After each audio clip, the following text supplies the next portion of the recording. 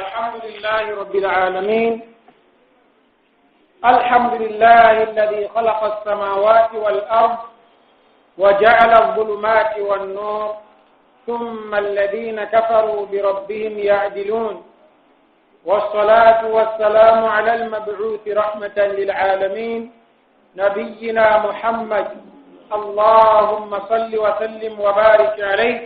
وعلى آله وصحبه وسلم تسليما كثيرا، وبعد.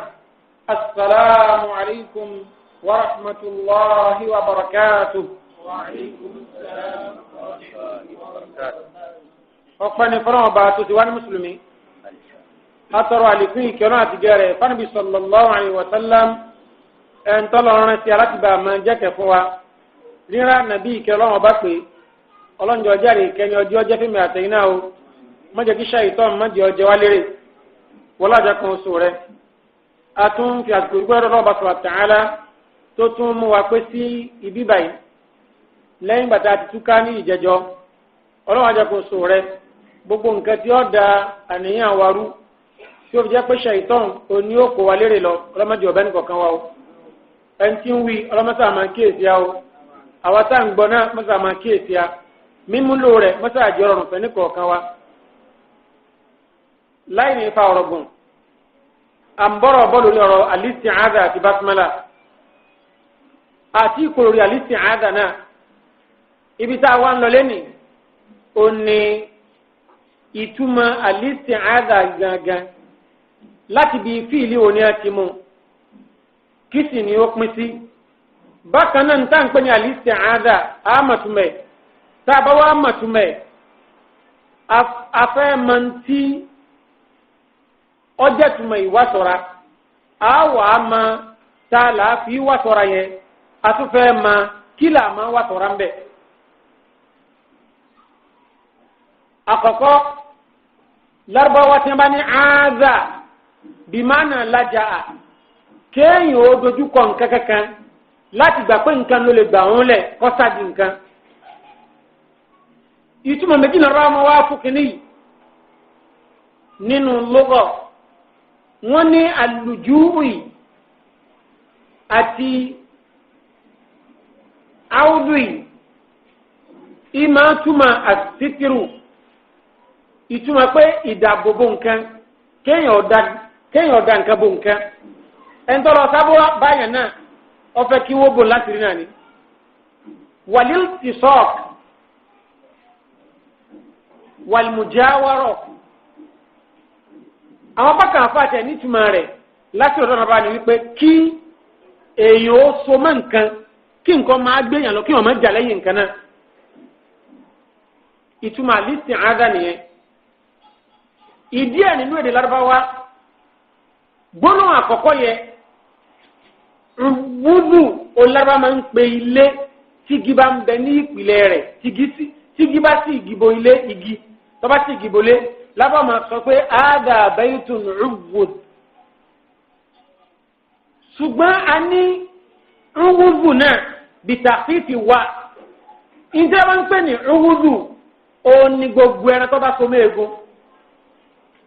gbogbo bí ẹran tí máa so méegun tí èrọrùn àti já ẹran kúrò lára egun lábàá máa ń sọ wípé àádà lahmun uwud wá ẹran tí ó so méegun ìyẹn nù ṣùgbọ́n nínú ṣẹ̀ríà àwọn afá àbánisúmọ̀ al-isti'adha wọ́n ní òní al-luju' ila Allah subhanahu wa ta'ala wal-i'tisamu bihi min kulli dhi sharrin kéèyàn ó sọ̀rọ̀ Allah ta'ala kó sì dojú kọ kúrò níbi gbogbo nǹkan tó lè fara ní. ìdán àwa fẹ́ ma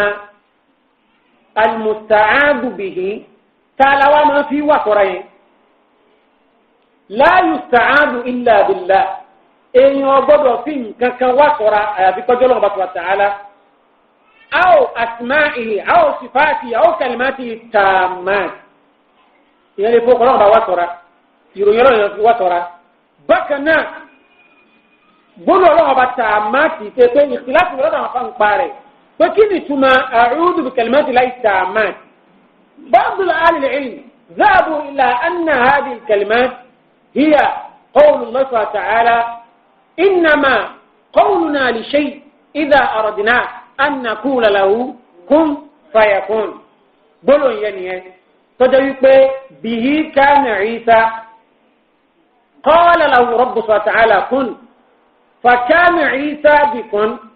وليس عيسى كن إنما كان عيسى بكن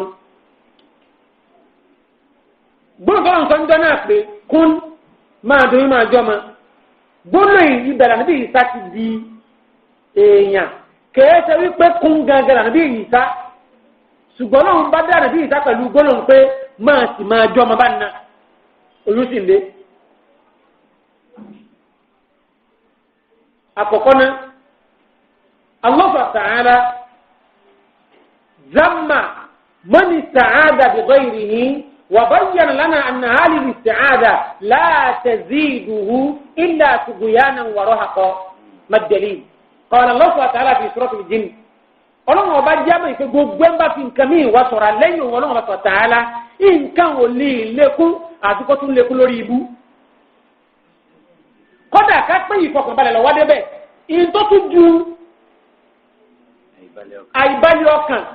tó gbéra wọn pàn láì mọ iye ọ̀nà ìní òkú kan. ká fi owó lọ́wọ́ débẹ̀ ìyẹn tó tún ju òsì tó ní lára tó fi ń wá owó kíngbà náà ìní òtù kan kílẹ̀ rí wa ọlọ́run bá ní sọ̀rọ̀ suratul jinni ọlọ́run ní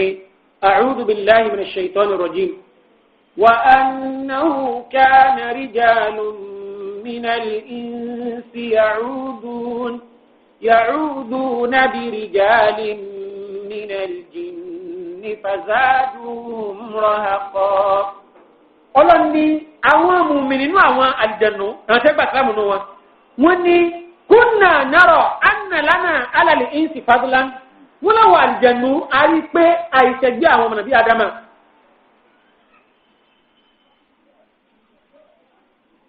لأنهم يعودون بنا إذا نزلوا في واد أو مكان موحش من البراري يقولون أعوذ بأدين هذا المكان. ونمنيا tí a bá ti ń kọjá lọ tí a bá débi tí a ń rìn àjò lọ wàhálà min déédéé la arọ fi jàhìlíyà ìsí lọ́wọ́ náà nù nígbà jàhìlí tí èsì náà lọ́dọ̀ tí a di sí tó bá ti a rí bí inú kòtò kan kéèfù kan pé àpọ̀bọ̀lẹ́ sá síbí lọ́wọ́ òru tàbí kí n sinmi ń bì tó bá òjò mẹ́ni ọ̀fẹ́ rọ̀ yìí ó sì ń lọ́nu pápá ọwọ́ àríbi kéèfù ńlá kan tó bá ti fẹ́ kọ́bẹ̀ yóò bá ní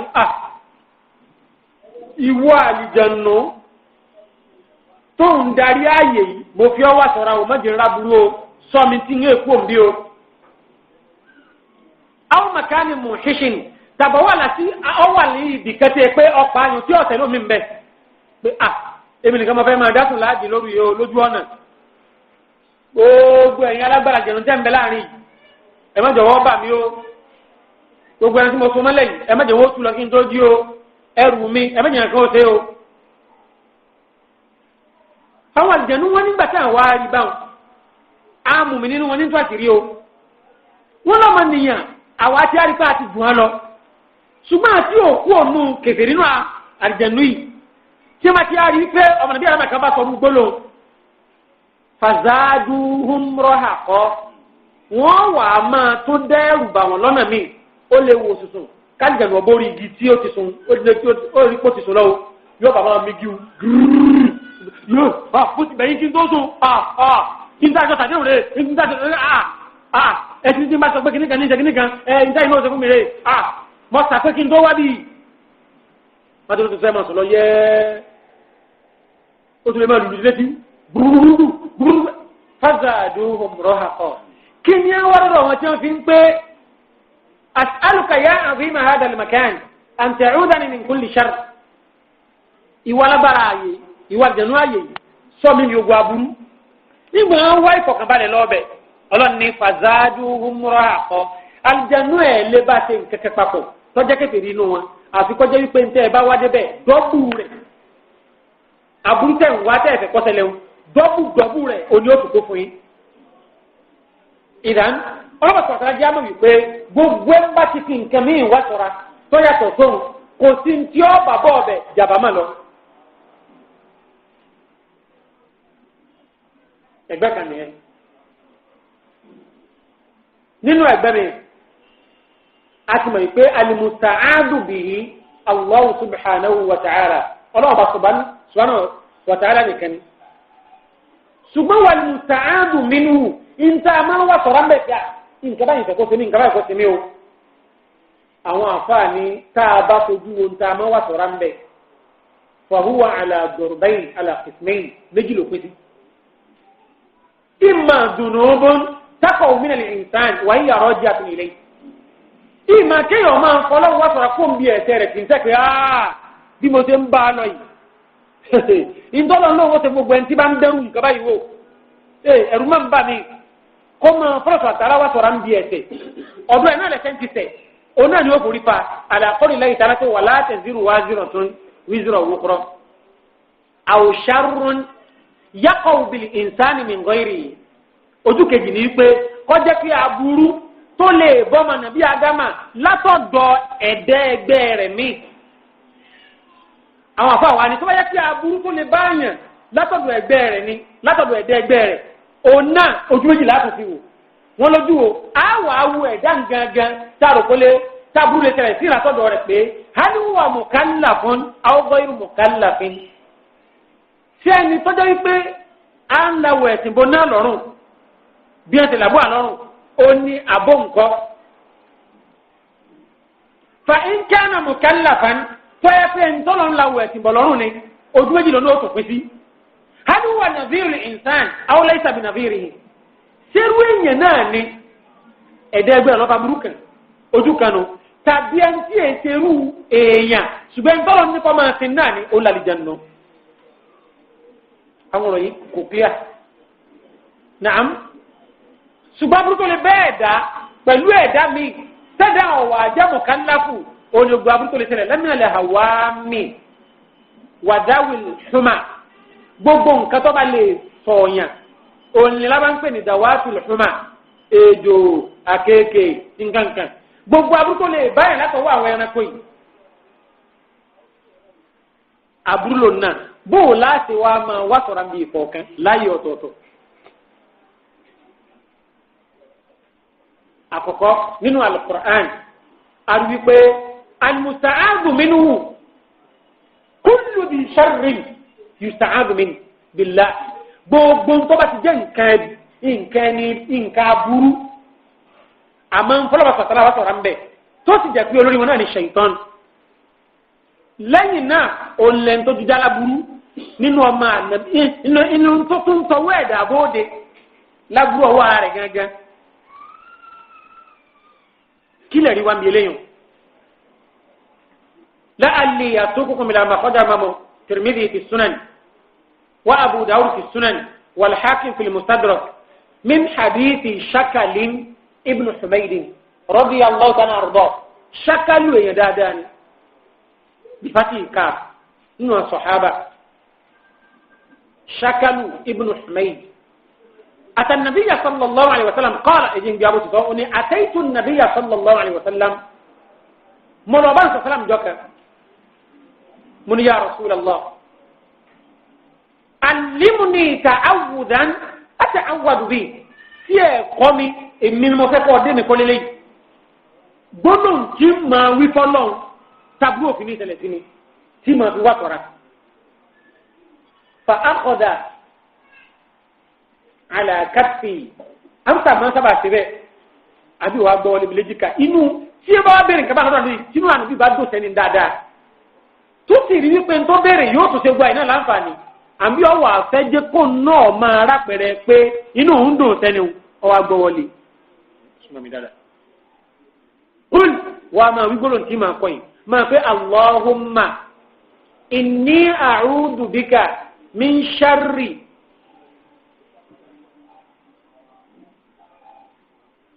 كم قوي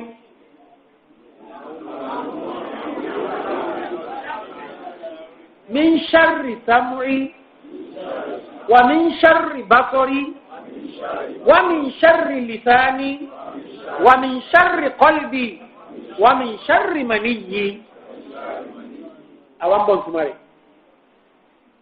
الاستعاذة تاني بابو ييكو gbọ́dọ̀ la ilaha illallah mọ́tòrọ́tòlá yóò sì máa ráyè jókòó nù ọ̀kẹ́yàn tí ó wà káàkiri gbogbo ara tí ó domi ara tí ó dẹ̀ járe yẹn ìwà sọ̀rọ̀ pẹ̀lú ọlọ́run nìkan. ansa wa ni sọ́ọ̀mù ni wípé Allahumma ọlọ́run bá mi o inni a'udhu bika min sharri sam'i mò ń fi ọ́ wà sọ̀ra níbi aburú tẹ́tì mi lè kó bá mi. ìtumọ̀ ẹ̀ ni pé gbogbo tí ọba dánú ọ̀rọ̀ má di òwú mi gbọ́. ẹlòmíì èso ń zina ṣùgbọ́n tó a ti ní ẹ ti ń sọ̀rọ̀ dọ́kọ̀ inú rí àdùn ó ti ń gbọ́ tí wọ́n ti ń bá ṣe parí ọ̀rọ̀ yẹn ni kí ni ẹ fi ọ̀ sí.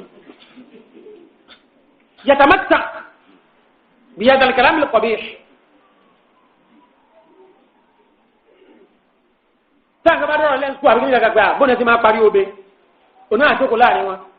bẹ́ẹ̀ bí wọ́n ti ń bára wọn àwọn òṣèlú àwọn irọ́ sì ní òòtù dìde. bàbá ìwà ni mò ń fi ọlọ́wọ́ sọ̀tara wà sọ̀ra níbi gbogbo aburú títì mi lè kó bá mi tí ẹni ojú ọmọ mi fi gbọ́. wa min sharri basari gbogbo aburú tó dùn mí náà lè kó bá mi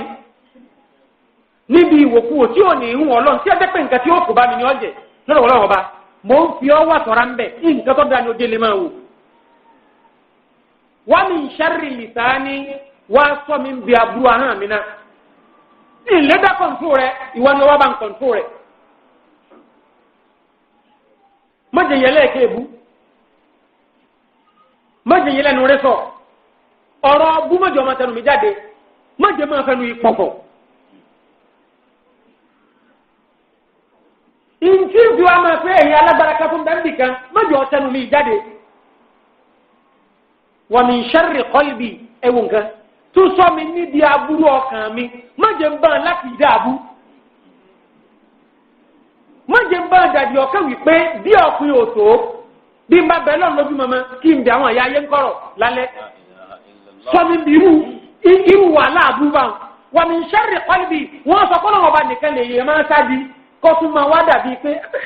tó sì ní rọrùn sílẹ̀ Yorùbá ọlọ́run sọ mi bí irú òkùnkùn bá wa min sharri qalbi kí wọ́n sọ pé bá nàbí ṣe nìrè kí máa wò pé bọ́lá yóò rà ní kí ni ẹ̀dẹ̀ bá mú ọlọ́run sọ mi ń bẹ̀. wa min sharri qalbi sọ mi bí aburú ẹ̀mí mi tí ń gbọ̀ pé ńdọ́lọ́ ń fẹ́rẹ̀ tí màá tún dájọ́ sí mo sì kéré náà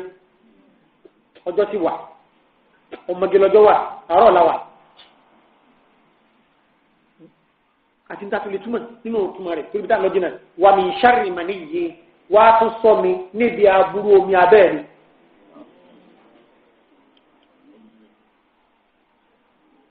tọ́ba ti ń gbọ́ ní àràmú mọ́jà bẹ́ẹ̀ ni ó lé mẹ́ bí ń sọ gan bí mo fẹ́ tètè kọ jẹ́ ń fóun bí ó ti sọ bí mo fẹ́ máa bá ọkọ̀ kàgán rò sọ mi ń bẹ̀ bí mo fẹ́ máa bá ọkọ̀ ẹnu sọ́kì sọ mi ń bẹ̀ bí n bá fẹ́ máa fojú rí ẹlòmíì bó ṣe wà yìí ó ní mọ́nì débi pé ìmọ̀nì rẹ̀ ń dá lójú inú ara rẹ̀ pé ó wò lè ṣe zina kó wọ́n bọ́ sọ kó wọ́n sí aṣọ obì olóbì ìsìn wo blue film tọ́rọ̀ òní ìmọ̀ sílẹ̀ kò mẹ́rin ìwò ni ẹ̀sùn ń pàdé pàtàkì náà.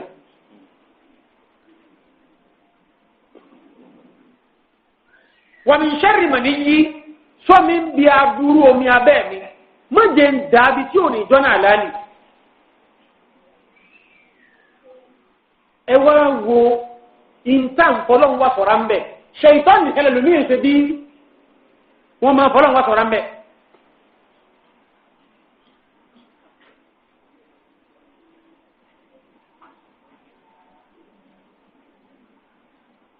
ojú kan nìyẹn هذا من حديث من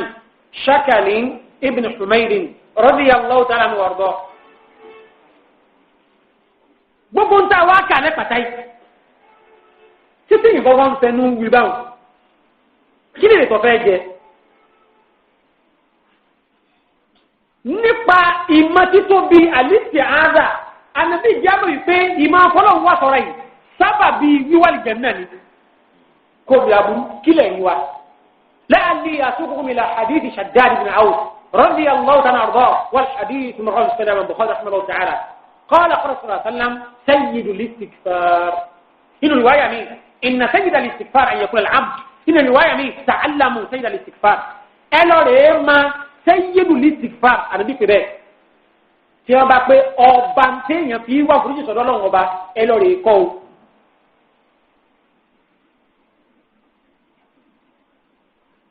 nígbà kan bí wọ́n máa sọ fún wa oníkẹ́rù wọn máa sọ pé Allahumma anta rabbi la ilaha illa anta khalaqtani wa ana abduk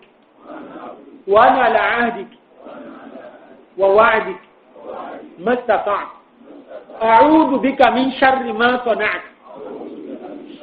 أبوء لك بذنبي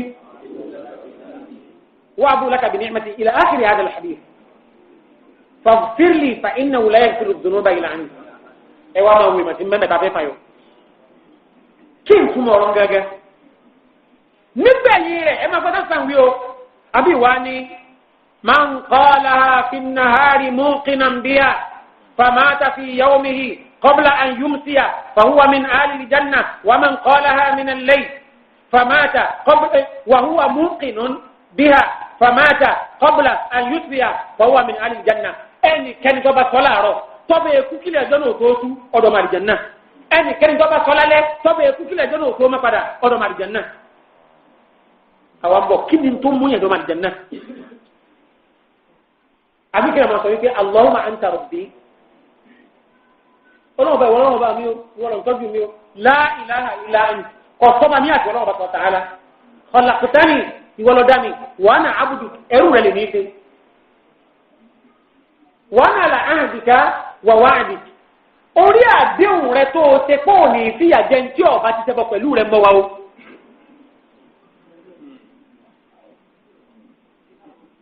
wa wa'dika orí àdéhùn tó bá ní ṣe pé tẹ́tẹ́ ẹ̀ bá dáyé tẹ́mi lẹ́ẹ̀máa sìn ń ní mọ́ wa o ìní mélòó ní ìmọ̀ o. a'udhu bika min sharri ma sana'tu ìwọ mo fi ń wà fara mi gbogbo sí aburú ọwọ́ mi. nígbà tí nǹkan pẹ́ mi ń bẹ̀ sànú mi mo sì gbà pé ó lè fi ìyà jẹ́mbà sí nǹkan tó yíwọ lọ sọ pé ó fi ìyà jẹ́mbà sí báyìí. ara wájú rẹ̀ náà nìyẹn mọ́sàtọ́ àtù bágbára mi ṣe mọ́ náà mo ṣe ń ṣe ni ìníjàgbára yàrá kan mo ti ayáwo mi náà bẹ́ẹ̀ ẹtí bá ń bá mi nígbà tí bá ń lọ rẹ̀ tọ́ tàbí bá ń lọ tọ́ílẹ̀tì orí ẹlẹ́yìn ò náà jì mí ìlàgbára ju yàrá kan iná lọ kọ́ra ní tí ìmọ̀ ọlọ́kọ̀ ń wò lọ́kadà gan eré àná ìjókòó lẹ́gbẹ̀ẹ́ ọkọ̀ ọlọ́kọ̀ nú ọkọ̀ orí ẹ̀jì mi mọ́sàtọ̀ ọwọ́ àyàn torí ntò bẹ́ẹ̀ láti ṣe ìhàtọ̀ gbogbo ntọ́ ọ̀rán ni ilé iṣẹ́ tí wà sọ wípé ẹ̀dọ́rọ̀ bá jẹ́ra bó ti dókù ọ parí iṣẹ́ lọ́wọ́ ẹ wo ìsìn àwọn àbàbò ti jáde nínú jáàbì wà lìjẹ̀ náà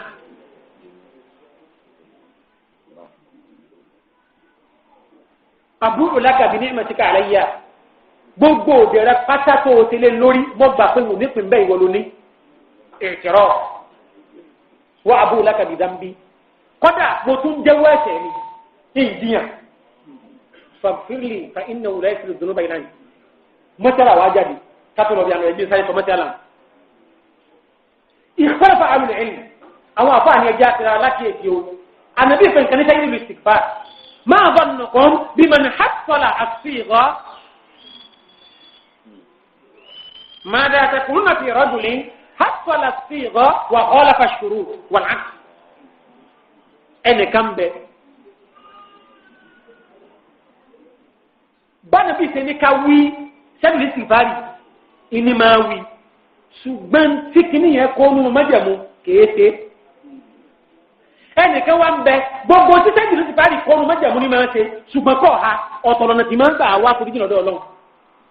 hálùhùmá mutasawiyan tẹ́ǹkà kan náà ni mọ́sálà òkìyà ìtùwí òkìyà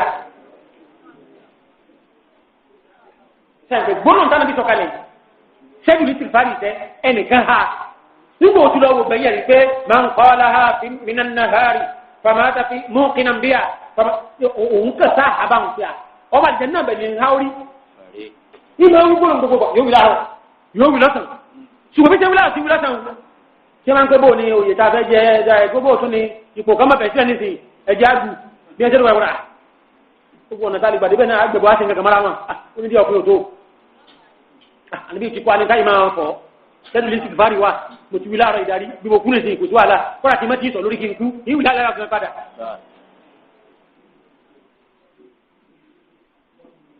tí wọ́n tún ní ní ìsítayọ̀ kọ̀ bá tọ́ mẹ́wọ̀n lónìí ìyá mi o. afa àdáyọ̀ ọ̀gọ̀lọ̀bọ̀ ọkọ̀ mi sí abalẹ̀ padà mọ́ mi ẹ máa lọ ọlọ́run ọ̀yà àtànú mi ìjọ tẹ̀lé tẹ́lẹ̀ wọ́n ni ṣé ẹ̀wà aná ti ń dábìlẹ̀ kẹ́ni nígbà máa ń dájà fún mo ti tẹ́lẹ̀ sí bá mo ti wí láàárọ̀ mo wí láàárọ̀ tó kó sí àdàfi sáà sọ lónìí nù. ẹnìkan nu ṣùgbọ́n nìkan bẹ kọ̀ hakiri ṣùgbọ́n gbogbo ti mẹ́mẹ́ ló wá máa dé. ṣé nǹkan kan náà yẹn ẹ̀jẹ̀ àfilẹ̀ kò lè kéwù inṣàlá agbọ́yò yẹn bẹ́ẹ̀ ó tún kú mi tà fẹ́ gbọ́yé ìní ìwò la fẹ́ gbọ́yé. ani almusta'abu bihi huwa Allah abare makan Ọlọ́run bá tún anisa bá tún fi Ọlọ́run bá wà sọ̀rọ̀ lọ́dọ̀ Ọlọ́run irú ma wele la alli yatuku fil maqdam bukhari rahmatullah fi min hadithum lil mu'minin Aisha radhiyallahu anha ya Aisha njokan ojiro Ọlọ́run do jari sanu wa mọ̀jà wà nù ẹni tí ó kó nfẹ́ fi òṣìṣẹ́ ìjọba ìkẹ́ àmọ́ pé ní òde kóhùn ti tọ́lọ́run tàbí ló fi ń sẹ́nà torí kò tẹ́lẹ̀ mẹ́. ìwà ń tàrà káàkiri inú ilé ìwọ ń ti ọlọ́run kì tí wọ́n tan nánu. La ilaha illallah Muhammad. lọ́wọ́ ìbátan sọ àtàlámù. ó lù wá rí i pé ẹ̀ṣẹ̀ ànábì wà báyìí. ọ̀dọ̀ ọdẹ lẹ́ báyìí. ó forí lélẹ̀ mọ̀sáìlù pọ̀ lórí àdìsí yẹn ṣùgbọ́n ẹ̀rọ mi là ní ìbí mi. àkọsí tó bí n bá fọ ọkàn ní lẹ́yìn bàtà sára làjà àbí ọjà tọ́ba jórí gàgà tọ́ba tó jórí gàgà ara mọ̀sáìlù ti ń bẹ lábẹ́ rẹ̀ nù ọlọ́run kí àwọn àfáàfọ́ ó sì nífẹ̀ẹ́ ẹ̀sìn níbi èkó ńlónìí ó wá fi àwọn ọlọ́pọlọ kan ó fi wọ́n so ẹ̀sìn ìmọ́lẹ̀. rahimallahu lama'ana ahya'an wa amwata ọlọ́run bá ní kí àwọn àfáàwà gbogbo tó ti jáde láyé àtẹnudẹ́ tó ń bẹ láyé ọlọ́run bá ní kẹ́ wọn wọ́n lájà tó so rẹ̀ bóde pé ọ̀rọ̀ owó títí kó tún àjáde náà ibi ìsìn àádá iná. olùbárí tá ń sàn wí wẹ́rẹ́wẹ́rẹ́ nínú pé Allahumma inni a'udhu bi ridaka min sakhatik wa bi mu'afatika min 'iqabik wa bika minka la uhsi sana'an 'alayk bal anta kama athnayta 'ala nafsik. kí àbí wàá sọ àbí ni wọ́n bá mò ń fi ìyọ́nú rẹ̀ wà sọ́ra níbi ìbínú rẹ̀ o. mọ̀ ń fi àmójúkú rẹ̀ wá sọ́ra níbi ìfìyàjẹ́ni rẹ̀ o mọ̀ á ń fi ọ́ wá sọ́ra lọ́dọ̀ ara rẹ̀ náà. kọ̀ wá yíya torí ilé ìròyìn ẹ̀ tán bó o ti lórí náà lórí.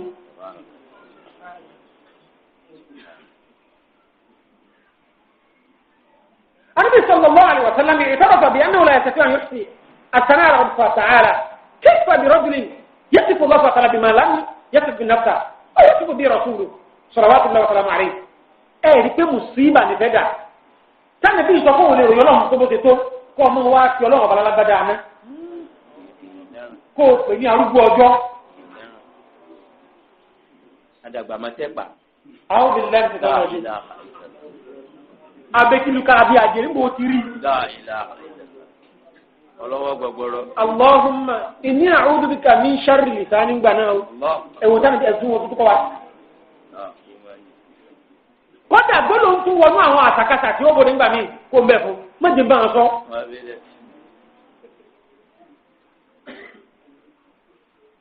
torí kó ń bẹ̀ fún astaghfirullah ẹ̀wọ̀n bẹ́ẹ̀ sẹ́fìlẹ̀ ṣe dòdò yóò tún balada kó ń bẹ̀ fún òyìnbó tí wọ́n bá ń bẹ̀.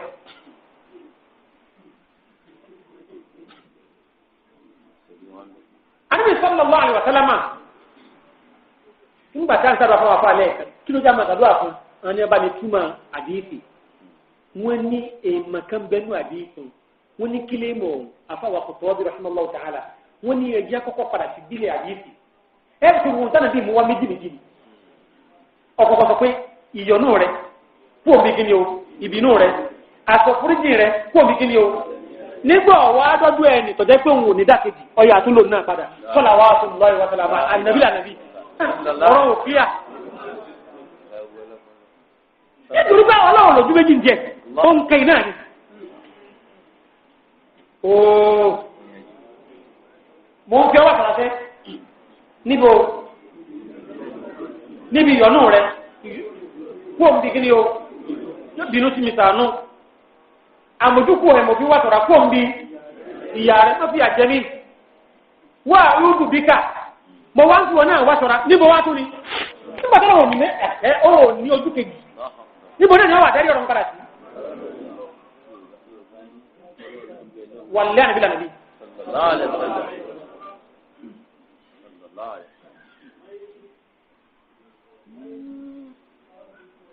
gbóná ta tí a máa ń wí káàkiri tipẹ́tipẹ́ tí máa dàbí ẹni pé kí ni à ń wá ń wí kí ni à ń wí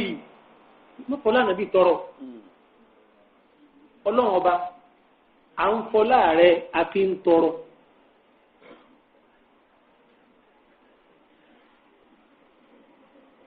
kó o ṣe báyìí fún wa sáwa sì gbọ́ngbà tá a rúbi ànábì tí ń pé wà rúbi bíkà mínká mo sì ọ̀fi ọ̀ ń wà sọ̀ra náà níbi gbogbo tó ní mẹ́dẹ̀wò tí ń bẹ́ẹ̀ dẹ̀wò tán bíkà mínká ìyá rẹ̀ ọ̀yà àtànú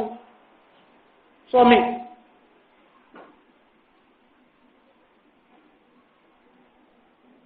ọlọ́pàá tààrà wa fẹ́ fi màkàlélẹ̀ fún wa. kí ni mọ̀ ọ́n ìsìáńdà ń bẹ́ńbẹ́ kí ni ó mú òyìn àdé ẹni tí ó sọ pé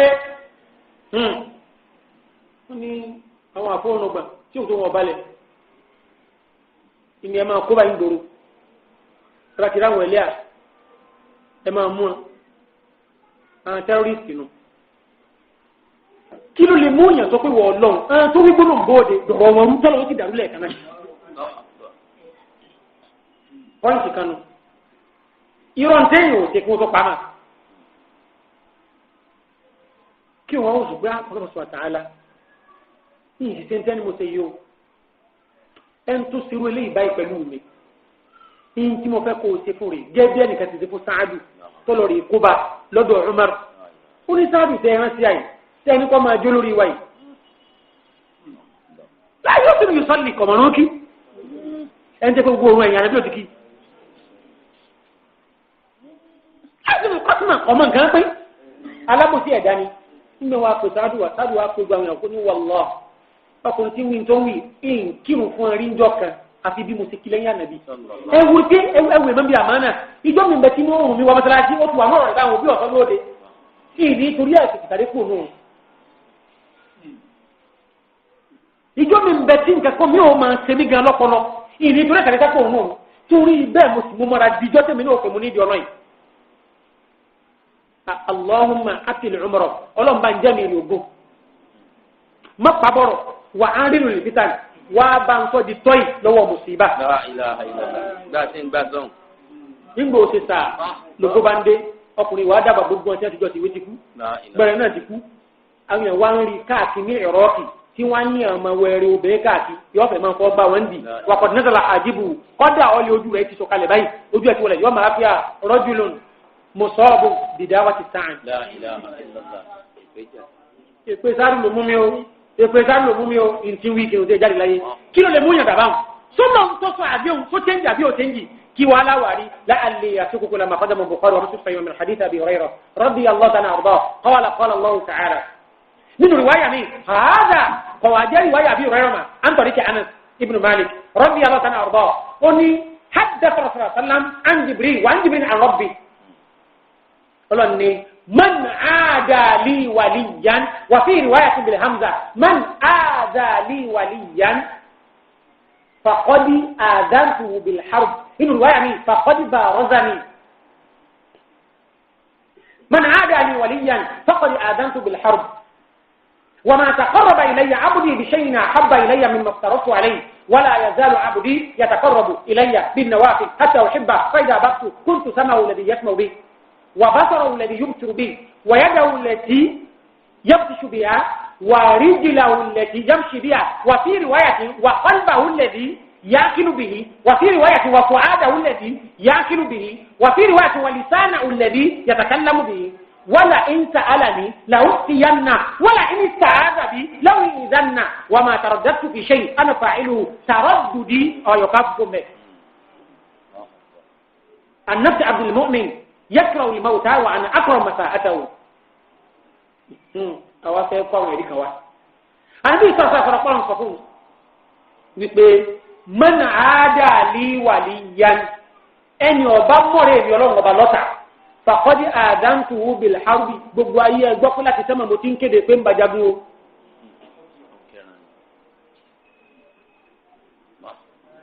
inú ìwáyà mi man aada li waliyan ẹni bá ń fara ní ọ̀rẹ́ èmi ọlọ́run ọba fàkọ́dí àdántùwú bil harbi mo ti kéde báyìí gbogbo yín ẹgbọ́ mo fẹ́ bá jagun.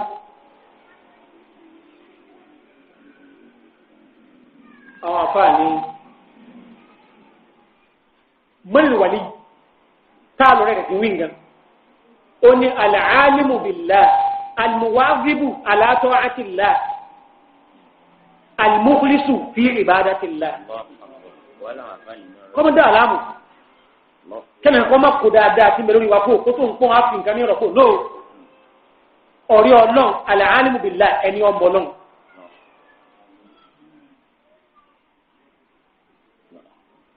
al-muwazibu ala ta'atillah ẹni tí yóò fi bàkàkà já níbi ìtẹ̀lé tọ́lọ́run.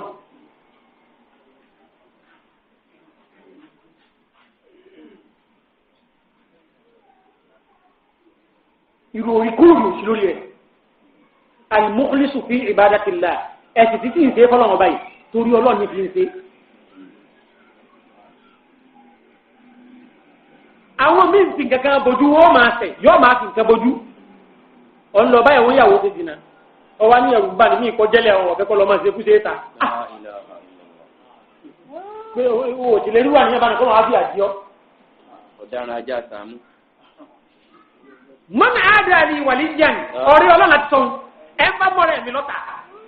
faqad adantu bil harb bó ti kéde pé ń bàjágun. tonti bẹ́ẹ̀ náà wa ma taqarraba ilayya abdi bi shay'in ahabba ilayya mimma aftaratu alayhi ẹrú mi kan wà ní máa súnmọ́ mi ọlọ́run ọba láyé kí n wá nífẹ̀ẹ́ tí fi súnmọ́ mi kó tó nǹkan tí mo ti lọ́rùn yàn fún. ẹ mọ̀ wọ́n pàyẹ́dù àti mo fẹ́ súnmọ́ lọ́n fẹ́ ẹ kò tó lọ́n wà á tàrà wí ó ní wà máa ń tàkọ́ wá ẹnì tí ó bá fẹ́ ṣe ẹbí ọmọ bí àyà bí àti ti bó ṣe ń tó àyà padà ẹnì ọba fẹ́ sẹ́lẹ̀ kú lórí ntẹ́mi ọlọ́run ọba náà nǹkan wò pé àlékúndò ọba ti kọ́yọ́rọ́nsì kọ́yà jẹ́ ní ti mo bínú ẹ̀sìn. ọwọ́ àti kọ́yọ́rọ́nsì torí pọ̀ sábúrú fọlọ́ fi ẹni ẹ̀sìn wa. kò fi àbáyàn pé láti ojú rẹ̀ o lọ́nà ìdá. kò fi àlùyàn jìbìtì kò pé láti ọwọ́ ní wàmẹ́ńtà tó wà kọ́yọ́rọ́nsì. a jẹ́ pé gbogbo tó orí ọ̀fẹ́ ẹ̀sìn láti fi súnmọ́ mi ọlọ́run ọba náà kọ́yọ́rọ́nsì kọjá ní ti mo bínú ẹ̀sìn. ọwọ́ akọ ìyàdá rẹ̀. إذا كان ذلك كذلك نرجع للحديث ọlọ́ba tó kàn wá ní ẹrú tó tí ìsúnmọ́mí ọlọ́run ọba rí pẹ̀lú kẹ̀kẹ́ tí ń wà láìsí ju tí mo ti rọrùn yẹn fún lọ ajẹ́ pé ń bọ̀ ọba tó parí ọ̀rọ̀ yẹn ló tó kù náà sílà àwọn afáàní ẹ̀jẹ̀ adá sí wọ́n ní kílẹ̀ bẹ́ẹ̀ sọ náà wọ́n ní man shaghalahu al-fardu 'ani an-nafli fa huwa ma'durun wa man shaghalahu an-naflu 'ani al-fardi fa huwa maghrurun wọ́n ní bùrẹ́tìrì wọ́n ní àdìsí náà tìrì kí à ń kúmọ̀ rẹ̀ yóò bá máa ń ṣàgbọ́là wí fárúdù ánì nàfúlì ẹ̀ ń tọ́ka jẹ́ pé ojúlówó ọ̀rẹ́ yẹn ti ń bẹnu ẹ̀sìn ìlọ́fà ìròjúbà tí ò fi ráyè náà fílà fọwọ́ màdúrún áfúlẹ̀ tí ó sì. àtàrọ̀ náà bàbá yóò ti lọ kí ni ìyàwó jẹun kí ọmọ jẹun lọ́nà àlàálí kọ́dà bọ̀ wà mọ́sálásí ọba ti káfùn bá àtàbáyé fò ó ti bóde àdìkárò àti orílẹ̀ ni ó ti máa ṣe kò lè jókòó di ìdáhùn bí wípé ń bá lè tún kí àtúbàtà tó jókòó mọ́sálásí tó rùn fi àwa èèyọ tó àyàn náà fi àrákà méjì wọ́n kọ ládàá òmùra tó pé àti àdìsí tó pé fún àdìsí ń sáàdì kọ́ àti ọmọ sẹ́ńdẹ̀ ojúmọ́.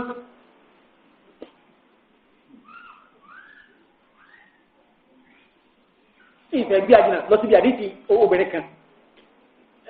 láìláì lọ́wọ́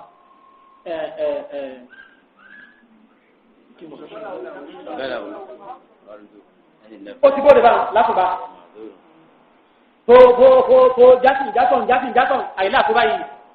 ọwọ́ mọ́sá sí báyìí ọba lórí ìrọ̀ báyìí